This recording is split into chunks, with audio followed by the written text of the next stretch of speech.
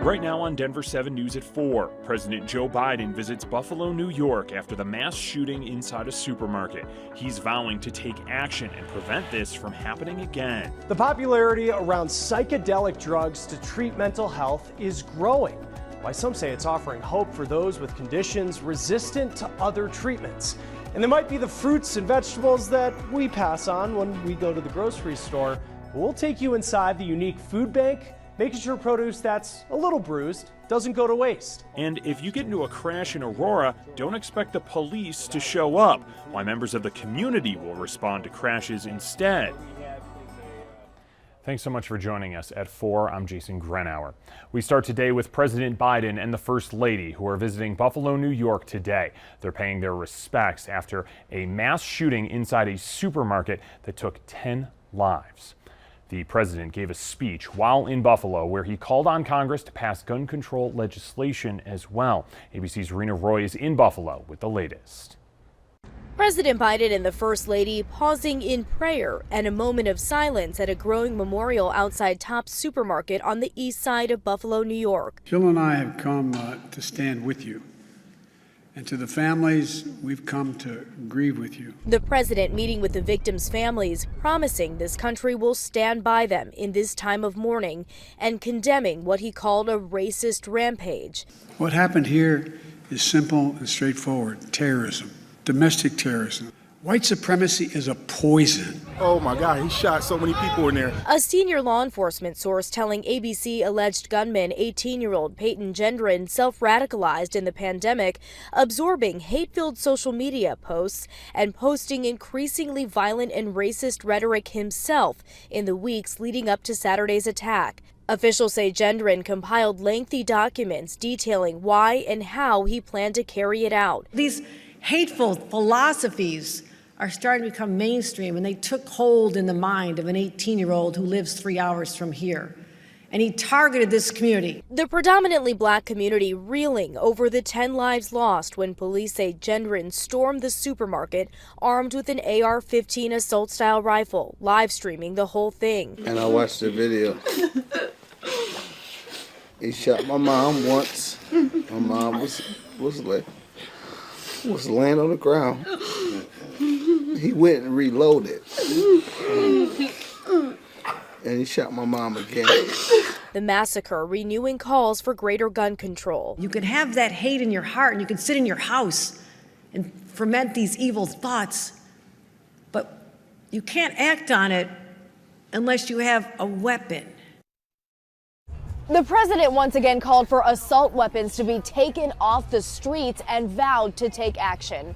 Rena Roy, ABC News, Buffalo, New York. The partner of former Aurora Police Chief Vanessa Wilson has turned herself into police.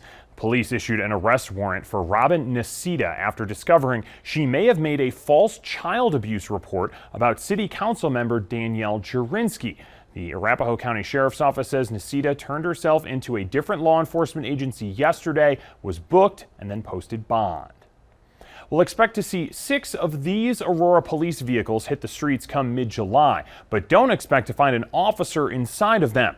APD says it's hiring 9 community service representatives. These are civilians, not sworn officers, that will be tasked with responding to minor crashes. A large percentage of the crashes in Aurora are the ones that this crew of civilians can help with. And just like officers, they will be able to issue citations and determine fault.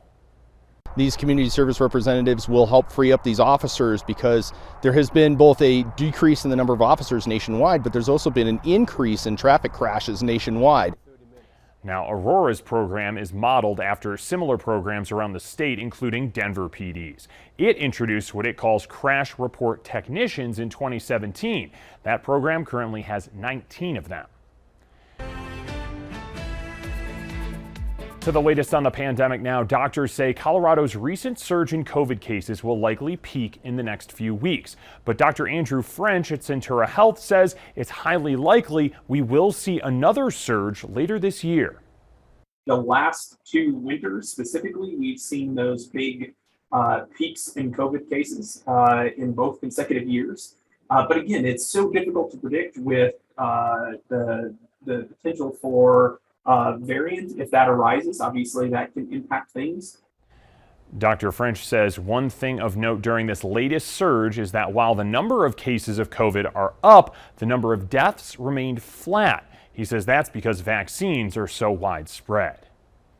Now, the state is taking steps to help Colorado families through the nationwide baby formula shortage. Governor Polis announced today a new partnership with Mother's Milk Bank. The goal of the partnership is to highlight the bank's need for extra breast milk and financial donations during this time. Now, if you want to make a donation, you can find more information at milkbankcolorado.org.